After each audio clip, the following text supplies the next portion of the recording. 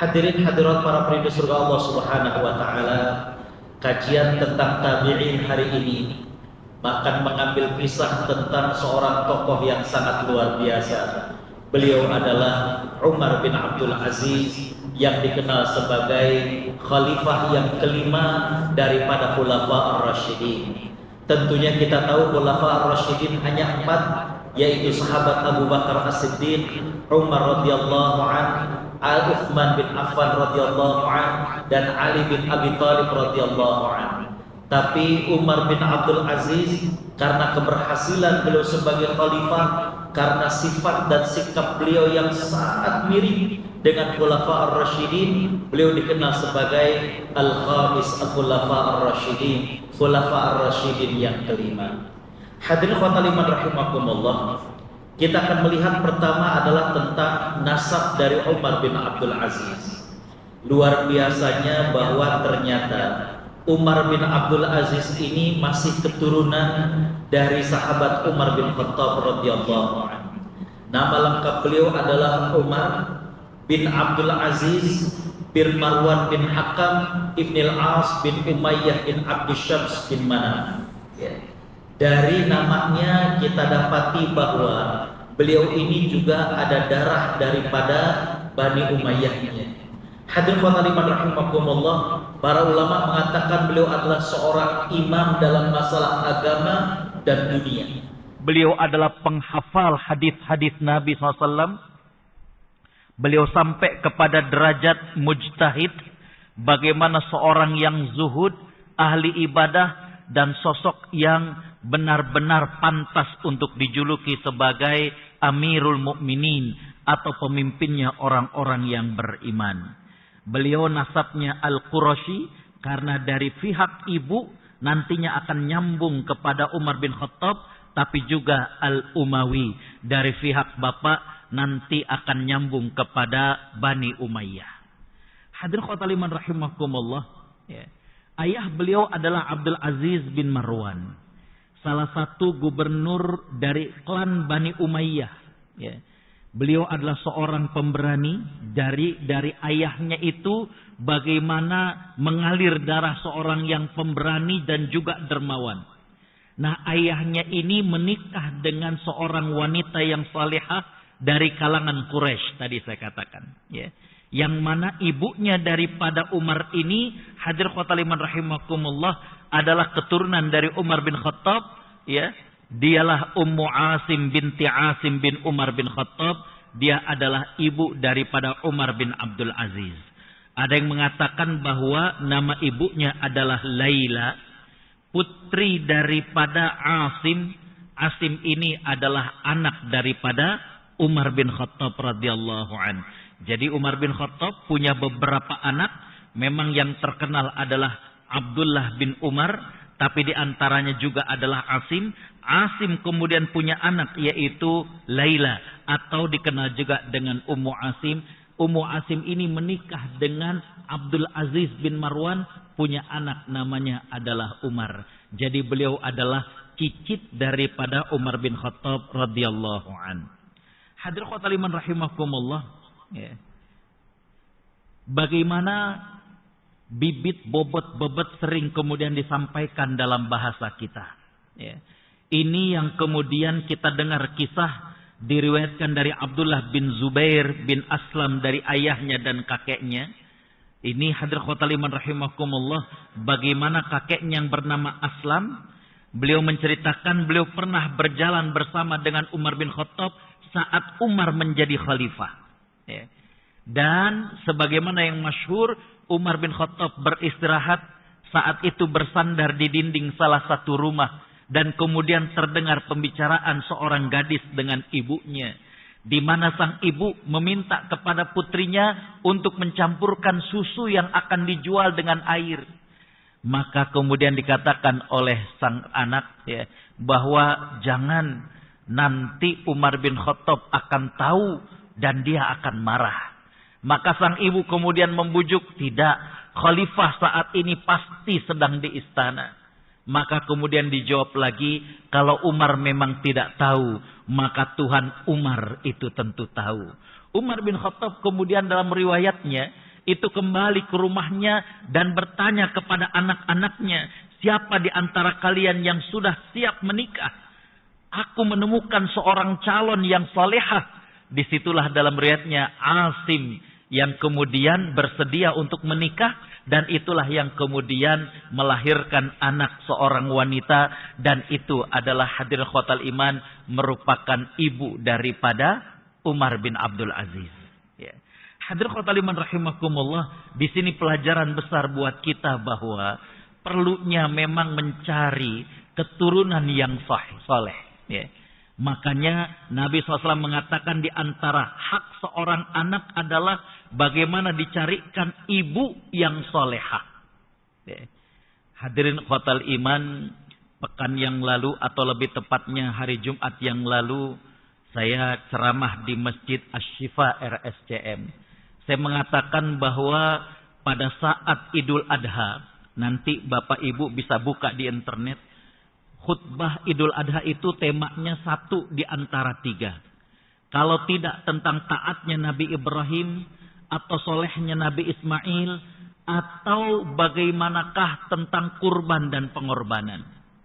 Tapi kita jarang membahas tentang sesosok wanita yang telah berhasil mendidik Nabi Ismail jadi anak yang soleh.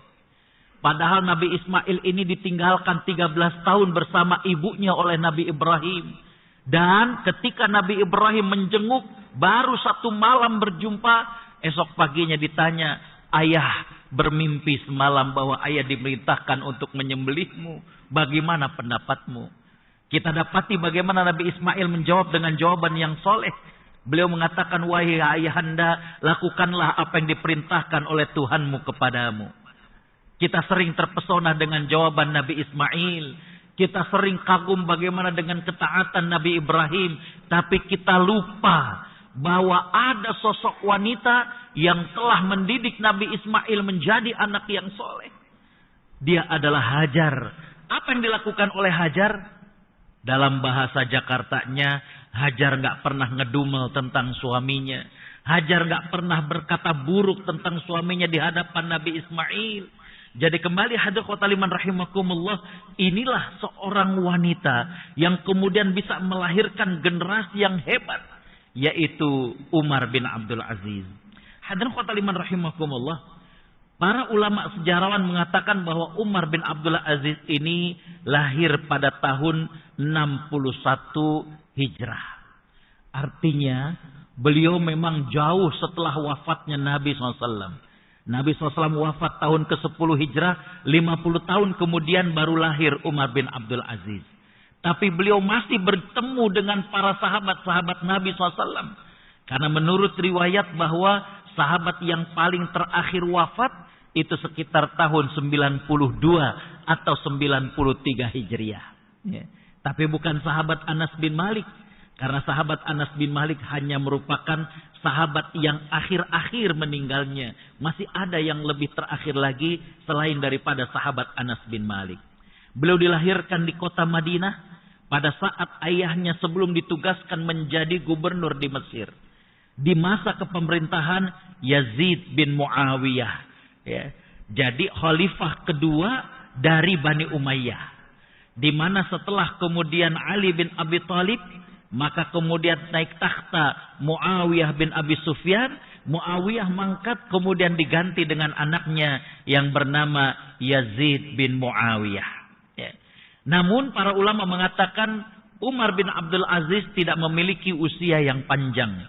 Dalam riwayatnya beliau wafat umur 40 tahun. Tapi bagaimana kemudian yang beliau lakukan ini membuat sejarah kegemilangan yang luar biasa. Saya boleh sampaikan, karena nggak masuk dalam slide, umur 25 tahun, Umar bin Abdul Aziz sudah menjadi gubernur di Madinah. Bapak Ibu bisa bayangkan, beliau dipercaya untuk menjadi gubernur, di mana di situ masih ada sahabat, di situ banyak orang-orang yang berjumpa dengan para sahabat-sahabat Nabi SAW. Ada sahabat Anas bin Malik, ya. Begitu juga ada tabi'in yang lain, yaitu Malik bin Anas rahimahullah. Beliau menjadi gubernur di Madinah usia 25 tahun. Ya. Kita umur 25 tahun lagi apa kira-kira ya. Beliau sudah menjadi khalifah ya. Tapi memang wajar, nanti kita akan lihat bagaimana perjalanan keilmuan beliau. Beliau hafal Quran masih di usia dini ya. Dalam riwayat 6 tahun, dalam riwayat yang lain adalah 7 tahun. Subhanallah ya. Hadirin aliman rahimakumullah, masa kecil daripada Umar bin Abdul Aziz ini penuh dengan ketaatan. Karena ibu beliau adalah cucu Umar bin Khattab. Ayah beliau juga adalah seorang keturunan daripada ya, kekhalifahan Bani Umayyah. Ya, dan ayahnya tidak memanjakan daripada Umar bin Abdul Aziz. Ya. Di mana ayah dan ibu ini yang kemudian membesarkan Umar bin Abdul Aziz dalam suasana penuh keimanan, dalam suasana penuh keilmuan. Bapak Ibu dirahmati Allah, mohon maaf. Pengaruh masa kecil ini akan terus melekat kepada diri seseorang walaupun orang tersebut sudah berkuliah, walaupun orang tersebut sudah ikut aktivitas ini dan lain sebagainya, walaupun orang tersebut sudah banyak bergaul, tapi bagaimana pembentukan karakter ketika kecil, dia akan berpengaruh kepada diri seseorang. Coba kita rasakan diri kita, bagaimana masa kecil kita begitu membekas. Orang tua kita yang mendidik disiplin, orang tua kita yang mendidik bertanggung jawab, kita yang dari kecil diminta bertanggung jawab dengan belajar. Saat ini terasa bagaimana orang kemudian bertanggung jawab dengan pekerjaannya. Tapi yang ketika kecilnya tidak dididik untuk bertanggung jawab, kita lihat nyantai-nyantai dan lain sebagainya. Hadirin khotaliman rahimakumullah. Beliau juga akrab dengan pamannya, yaitu Abdullah bin Umar bin Khattab. Ya, tadi saya katakan beliau ini ya, keturunan dari Asim. Maka beliau akrab dengan paman yang bernama Abdullah bin Umar bin Khattab radhiyallahu an. Beliau sering bermain, beliau belajar, mendapatkan hadis, bahkan sempat beliau bercita-cita berbicara kepada ibunya, "Wahai ibuku, aku ingin menjadi seorang laki-laki seperti paman." Ya. Maka sang ibu mengatakan, "Aduh, sulit bagimu untuk meniru pamanmu." Kenapa? Karena Abdullah bin Umar dikenal sebagai seorang sahabat yang sangat ingin mencontoh Nabi SAW. Kita sempat membahas tentang Abdullah bin Umar radhiyallahu anhuma. Bagaimana beliau sangat ingin mencontoh Nabi SAW. Ya. Tapi hadirin khotaliman rahimakumullah, kita lihat berarti dari kecil Umar bin Abdul Aziz ini memiliki semangat untuk kemudian menjadi anak yang soleh dan bertakwa kepada Allah Subhanahu wa taala. Ayah Umar bin Abdul Aziz, yaitu Abdul Aziz bin Marwan, kemudian mendapatkan kepercayaan untuk menjadi gubernur di Mesir. Ya. Maka hadirin khotaliman rahimakumullah, ya, ketika beliau kemudian sudah berangkat ke Mesir, beliau menulis surat kepada istrinya dan juga kepada anaknya untuk mengajak istri dan anaknya pindah ke Mesir. Maka ibu daripada Umar bin Abdul Aziz ini kemudian konsultasi dengan Abdullah bin Umar. Abdullah bin Umar kemudian berkata, "Berangkatlah engkau untuk bersama dengan suamimu. Tapi Umar, tinggalkan dia di sini. Untuk dia belajar, untuk dia menimba ilmu. Karena aku tidak melihat dari keturunan Umar bin Khattab yang lebih menyerupai daripada keluarga besar Umar bin Khattab, melainkan Umar ini." Ya. Jadi Bapak Ibu rahmati Allah, tadi saya katakan Umar bin Khattab punya anak bernama Abdullah, Asim, Nafi' dan lain sebagainya. Nah, dari cucu-cucunya yang sangat mirip dengan keluarga Khattab adalah Umar bin Abdul Aziz. Maka atas saran dari pamannya tersebut, sang ibu kemudian meninggalkan Umar bin Abdul Aziz di Madinah untuk belajar dari pamannya dan belajar dari para tabi'in yang lainnya. Ini pelajaran penting Bapak Ibu rahmati Allah. Bagaimana Abdullah bin Umar itu beliau faham betul. Seorang istri itu seyogyanya ngikut di mana suami bertugas. Ya. Sehingga kemudian mendampinginya, menguatkannya dan lain sebagainya. Ya. Di Madinah, Umar bin Abdul Aziz belajar dari para sahabat yang mulia. Belajar dari sahabat Abu Hurairah. Belajar dari sahabat Abdullah bin Umar. Dua sahabat di antara perawi hadis yang paling banyak. Belajar juga dari seorang tabi'in yang terkenal. Saleh bin Kaisan. Ya. Ini kisah yang sangat luar biasa. Bagaimana Saleh bin Kaisan ini pernah mengirim surat kepada ayahnya Abdul Aziz bin Marwan. Bahwa Umar sudah mulai agak melambat-lambatkan ketika datang waktu sholat. Maka sang ayah kemudian mengirim surat kepada Saleh bin Kaisan sebagai gurunya. Agar mencukur habis, membotaki daripada Umar bin Abdul Aziz.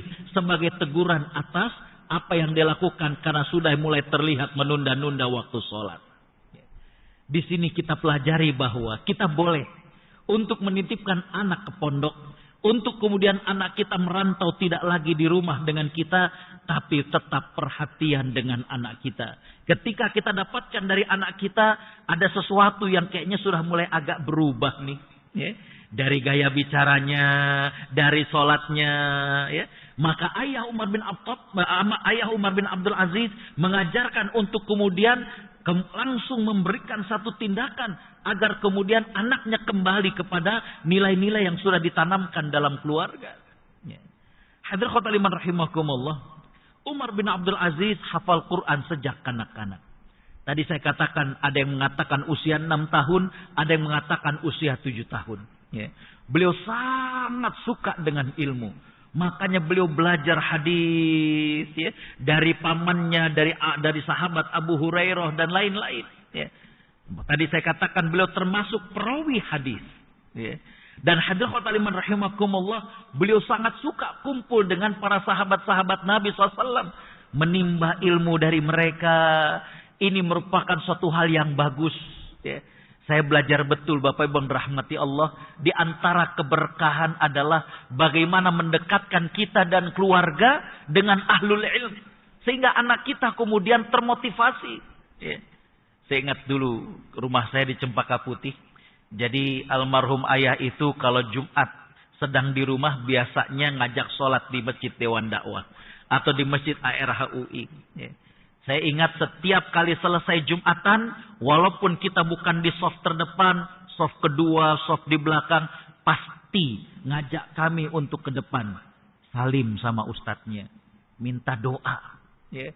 Hadirin khotul iman rahimakumullah, tanpa kita sadari, boleh jadi dari doa-doa tersebut yang kemudian dikabulkan oleh Allah Subhanahu wa taala. Selain itu, bagaimana menimbulkan kecintaan kepada orang-orang yang berilmu. Ya. Umar bin Abdul Aziz dari kecil, beliau senang kumpul dengan para sahabat, hadir dalam majelis ilmu bersama para sahabat, menimba ilmu. Ini sangat penting hadirin khotul iman. Ya. Di mana generasi anak-anak kita saat ini, mereka sudah lebih sering dengan gadgetnya.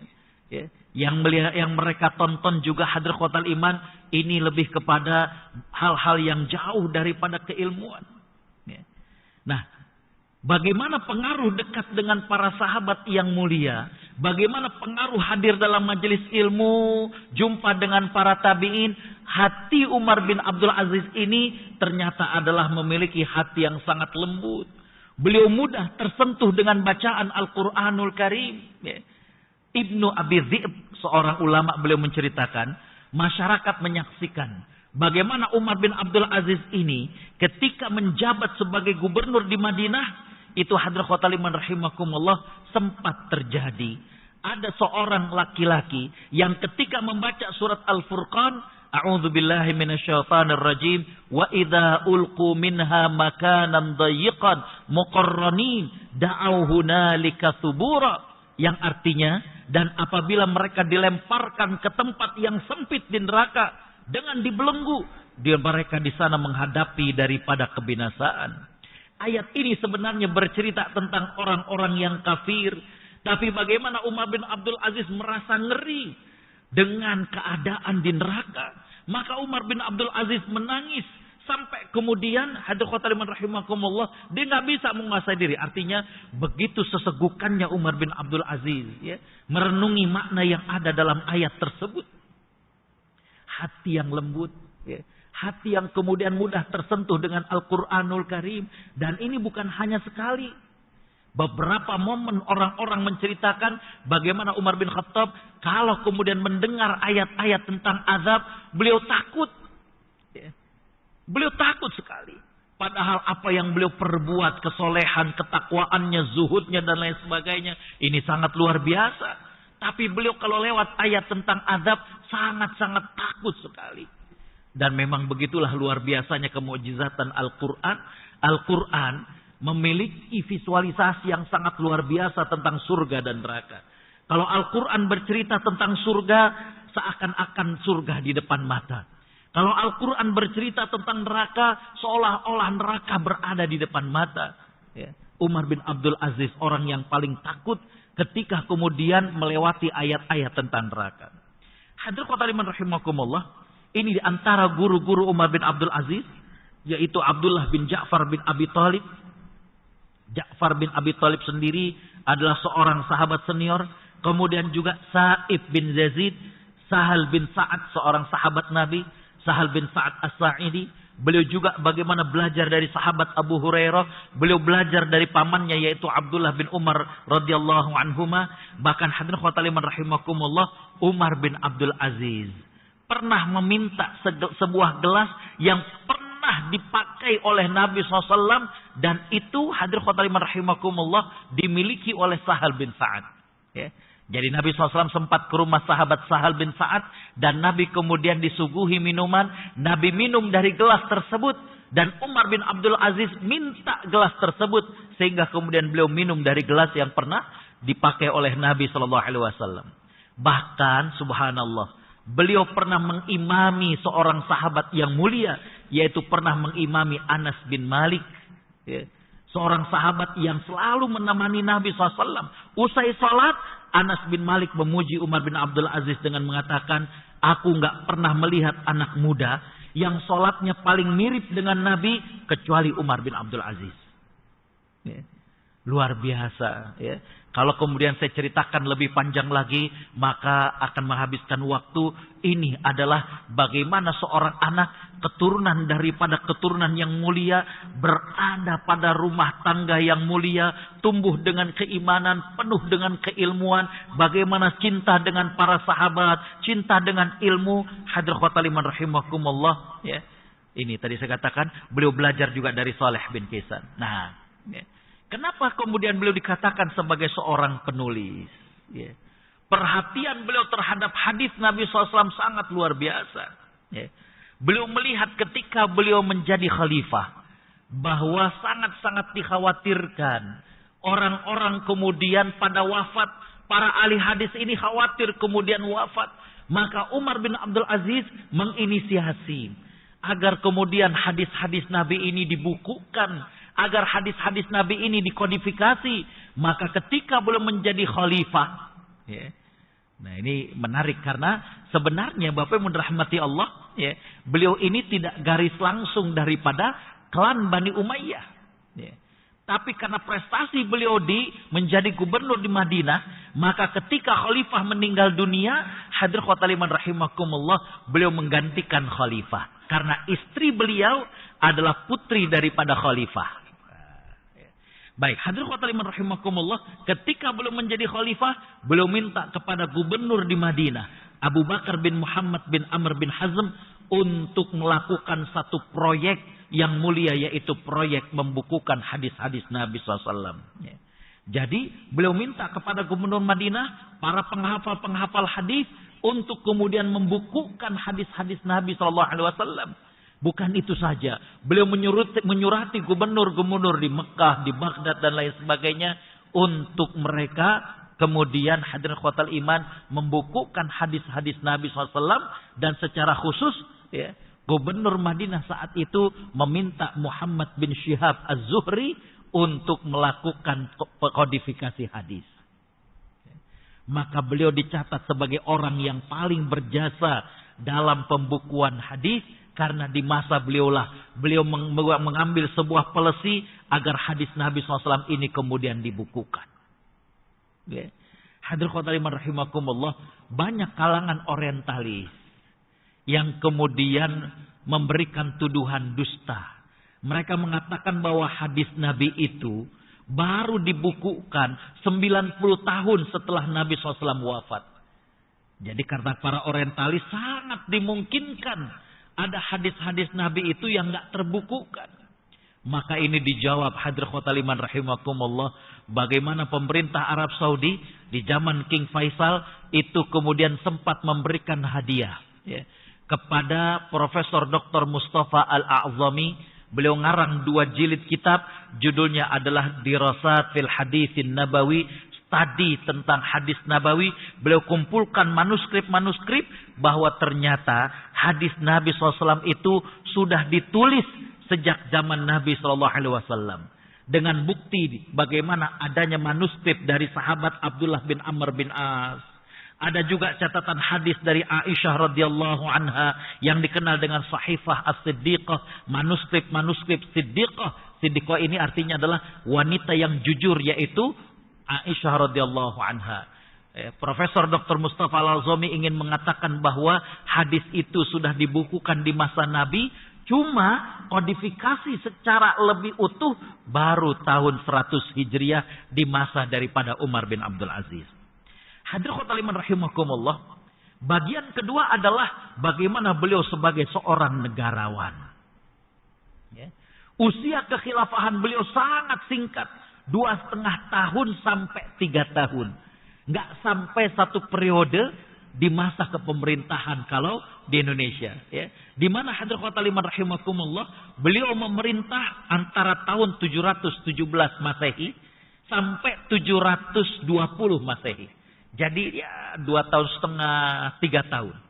Di mana Hadratul Iman rahimakumullah, yang terkenal yang beliau lakukan adalah yang pertama, beliau anti korupsi. Karena kenapa? Karena di masa beliau, keturunan Bani Umayyah ini sangat-sangat rentan dengan perilaku korupsi, nepotisme dan lain sebagainya. Beliau juga menghentikan kezaliman Bani Umayyah. Bani Umayyah memiliki akses langsung ke Baitul Mal. Mereka punya jatah yang cukup besar. Ini kemudian di stop oleh Umar bin Abdul Aziz. Sehingga Hadratul Iman menimbulkan kebencian dan juga penolakan daripada klan Bani Umayyah. Karena tadi saya katakan, beliau secara darah itu sebenarnya bukan keturunan daripada kekhalifahan Bani Umayyah. Istrinya lah yang putri daripada khalifah yang sebelumnya. Nah, Hadratul Iman rahimakumullah, yang berikutnya fokus beliau adalah bagaimana beliau membangun di dalam dan kemudian mengurangi, bahkan dikatakan bukan menjadi polisi beliau untuk memperluas daripada wilayah Islam. Kita akan lihat satu persatu. Hadratul Iman rahimakumullah, program ekonomi yang dilakukan Umar bin Abdul Aziz ini luar biasa. Banyak kajian ilmiah, skripsi, kemudian tesis dan disertasi yang membahas tentang hal ini.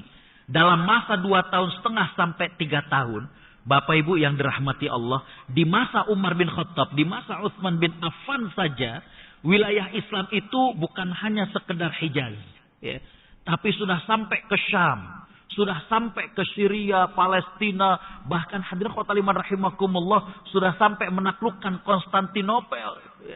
Begitu luasnya, tapi kita lihat di masa beliau tingkat kemiskinan ini sangat menurun secara drastis.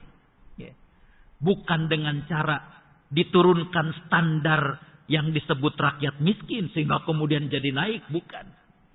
Tapi Hadratul Iman rahimakumullah, yang saya kaji 2 hal. Yang pertama adalah betul-betul untuk kemudian secara amanah mendistribusikan program-program ekonomi kepada masyarakat. Yang kedua adalah menanamkan rasa iffah. Bagaimana rasa cukup di kalangan masyarakat sehingga Hadratul Iman rahimakumullah, mereka kemudian ingin untuk usaha. Bagaimana mereka ingin untuk bekerja. Hadratul Iman rahimakumullah, pekan lalu saya kajian di kantor pusat Direktorat Jenderal Bea Cukai. Saya mengkaji di sana tentang hadis dari kitab Al-Adabul Mufrad. Ada hadis Nabi yang menarik, di mana Nabi SAW mengatakan kullu ma'rufin sadaqah. Ini hadisnya terkenal. Setiap kebaikan adalah sedekah. Tapi yang menarik adalah ternyata ada hadis yang diriwayatkan oleh sahabat Abu Musa Al-Asy'ari yang merupakan kelanjutan dari hadis tersebut. Di mana para sahabat kemudian mengatakan, ya Rasulullah, bagaimana kalau ada seseorang yang tidak bisa untuk bersedekah secara materi? Maka Nabi SAW mengatakan, hendaklah dia bekerja dengan tangannya. Dia membantu orang lain dan dia bersedekah dan dia melindungi dirinya dari meminta-minta. Imam Ibnul Mulakin mengatakan bahwa dari hadis tersebut, Nabi ingin mengajarkan bahwa jangan sampai kita menyerah. Ketika Nabi mengajarkan untuk bersedekah secara materi, jangan buru-buru, aduh saya nggak punya. Enggak, kerja dulu. Karena dengan kerja, bagaimana kita bisa menolong orang lain dan menghindarkan diri kita dari meminta-minta. Ya. Hadirin khotaliman rahimakumullah, inilah keberhasilan Umar bin Abdul Aziz yang pertama. Pemerataan ekonomi dan kesejahteraan. Ya. Hadirin khotaliman rahimakumullah, yang kedua, bagaimana keadilan dan berperadaban. Beliau melarang ya, kepada masyarakat dan lain sebagainya untuk mencela Ali bin Abi Thalib radhiyallahu anhu. Luar biasa. Padahal Bapak Ibu rahmati Allah, kita sama-sama memahami bagaimana di masa Ali bin Abi Thalib sempat terjadi friksi. Ya. Bahkan hadirin khotaliman rahimakumullah, sempat terjadi yang disebut dengan perang Jamal berhadapan antara Ali bin Abi Thalib dengan Aisyah radhiyallahu anha. Ya. Bapak Ibu untuk bisa tahu tentang peristiwa ini, saya sarankan baca kitab judulnya Al-Awasim Minal Qawasim karangan Imam Ibnul Arabi. Ya, udah diterjemahkan. Ya. Karena kenapa? Agar kita kemudian tidak terseret kepada sikap ekstrim. Kadang peristiwa tersebut hadirin khotaliman rahimakumullah, kalau kita baca sejarah yang dekat kepada kalangan Syiah, pasti menjelekkan Aisyah radhiyallahu anha. Ya. Kalau kita baca tulisan-tulisan yang kemudian dekat ke arah Aisyah radhiyallahu anha, pasti memaki-maki Ali bin Abi Thalib. Nah ini kalau yang tulisan itu cenderung kepada Aisyah, biasanya akan kemudian membela Muawiyah bin Abi Sufyan setelah itu. Ya. Ya. Nah hadirin khotaliman rahimakumullah, makanya kalangan Syiah itu paling benci kepada Aisyah radhiyallahu anha, paling benci kepada Muawiyah bin Abi Sufyan, paling benci kepada Amr bin As. Ya. Karena menurut mereka bahwa mereka ini adalah politiking. Bagaimana dengan kepolosan Ali bin Abi Thalib dalam tanda petik kemudian seolah-olah dijebak. Padahal nggak demikian. Buku itu bagus biar kita lebih objektif memandangnya. Kita menjadi seperti seorang anak yang melihat maaf ayah dan ibu kita kemudian bertengkar, lantas kita ditanya, jadi kamu mihak ibu atau ayah? Itu bukan wilayah kita untuk memihak. Ya. Kita pengennya dua-duanya akur, tapi itulah yang terjadi. Nah, buku itu sangat bagus. Jadi kembali bahwa di masa Umar bin Abdul Aziz, beliau melarang ya, para khatib, pembicaraan yang mencela Ali bin Abi Thalib. Ya. Beliau juga menghapus hak istimewa dari Bani Umayyah. Tadi saya katakan bagaimana Bani Umayyah memiliki akses yang luar biasa kepada Baitul Mal. Terjadinya kebocoran di Baitul Mal karena keluarga daripada Bani Umayyah. Dan ini dipertontonkan. Bagaimana ketimpangan luar biasa keluarga Bani Umayyah dengan kekayaannya. Ya, dengan kemudian dan lain sebagainya. Maka Umar bin Abdul Aziz kemudian menghilangkan, menghapus keistimewaan daripada keluarga Bani Umayyah. Ini yang tadi saya katakan menimbulkan kebencian luar biasa. Ya.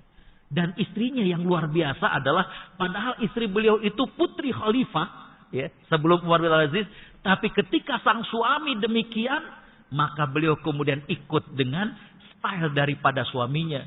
Sederhana. Bapak yang dirahmati Allah, Umar bin Abdul Aziz itu orang yang biasa. Ya, artinya beliau berpakaian yang bagus. Tapi ketika beliau menjadi gubernur di Madinah, berubah. Karena kenapa? Beliau mengatakan kepada istrinya, kita menjadi contoh. Ya. Gaya hidup kita menjadi contoh bagi orang lain. Dan bertambah zuhud lagi. Bertambah sederhana lagi ketika Umar bin Abdul Aziz menjadi khalifah. Istrinya ikut untuk bagaimana stylenya ngikut pada sang suami. Bapak Ibu bisa bayangkan bagaimana seorang pemimpin yang kekayaannya bukan saja sekitar Hijaz. Bukan saja sekitar Arab. Sampai ke Turki, Eropa. Sampai kemudian kemana-mana. Tapi kita lihat sederhananya. Ya. Dan beliau memerintah tanpa kekerasan. Ya. Dengan lawan-lawan politiknya yang tidak setuju dengan beliau. Dengan kalangan Bani Umayyah yang diambil bukan diambil, malah dihapus hak istimewanya, tentu kritikan bahkan ancaman. Umar bin Abdul Aziz nggak pernah kemudian membalas dengan kekerasan. Ini yang luar biasa dari beliau. Yang ketiga adalah hadirin liman rahimakumullah, ya. Beliau tidak haus untuk kemudian bagaimana perluasan peperangan, enggak, ya. Tapi beliau fokus bagaimana kemudian mengembangkan lahan-lahan pertanian, bagaimana fokus kepada infrastruktur, bagaimana fokus kepada program-program yang mendukung rakyat pada saat itu. Ini luar biasa. Ya. Hadirin rahimakumullah, Bapak Ibu bisa bayangkan ketika wilayah sudah luas, antara kepentingan pengusaha, antara kepentingan para pedagang, antara kepentingan para bos, ya. Ini hadirin rahimakumullah, ya, mereka sangat berani untuk memberikan upeti yang besar pada saat itu, ya. Tapi Umar bin Abdul Aziz fokusnya adalah bagaimana memberdayakan daripada, ya, masyarakat, ya. Ini memang kalau di kita yang disebut dengan bagaimana perhatian terhadap pertanian dan lain sebagainya. Sekarang nggak sedikit lahan-lahan yang jadikan perumahan dan lain sebagainya. Ini saya ingat betul ketika kuliah di Mesir, ya, ini yang disebut dengan perang secara tidak langsung, ya. Mesir itu sejak perjanjian bagaimana terusan Suez, Mesir tidak dibolehkan untuk menanam gandum sendiri. Jadi sampai sekarang gandumnya itu impor. Padahal makanan utama orang Mesir adalah roti, ya. Bisa dibayangkan ketergantungannya dengan pihak luar, ya.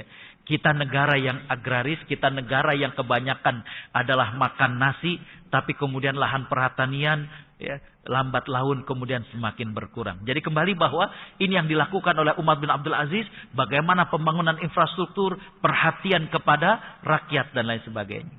Yang berikutnya adalah ini yang kemudian diimbangi zuhud dan amanahnya beliau, ya. Banyak dari kalangan Bani Umayyah nggak bisa berbuat apa-apa ketika kemudian dicabut hak istimewanya. Karena apa? Mereka juga melihat Umar bin Abdul Aziz dengan istri dan keluarganya sederhana, ya. Kalau hidupnya kemudian bergelimang dengan harta, mungkin mereka yang pertama kali protes. Tapi ditunjukkan bagaimana zuhudnya. Inilah yang dimaksud dengan zuhud. Ketika harta ada dalam genggaman, tapi tidak membuat silau terhadap harta tersebut, nih luar biasa, ya. Beliau hidup sangat sederhana, ya. Mengembalikan harta yang nggak sah ke Baitul Mal, ya. Bagaimana pembelian dari para, tadi saya katakan pedagang-pedagang, Bapak Ibu rahmati Allah. Kita waktu itu sempat saya berbicara waktu itu lagi di Bea Cukai, ya. Bagaimana di masa Umar bin Khattab yang pertama kali menerapkan bea dan cukai di masa Umar bin Khattab, ya. Karena perdagangan sudah melintasi daripada wilayah kaum muslimin.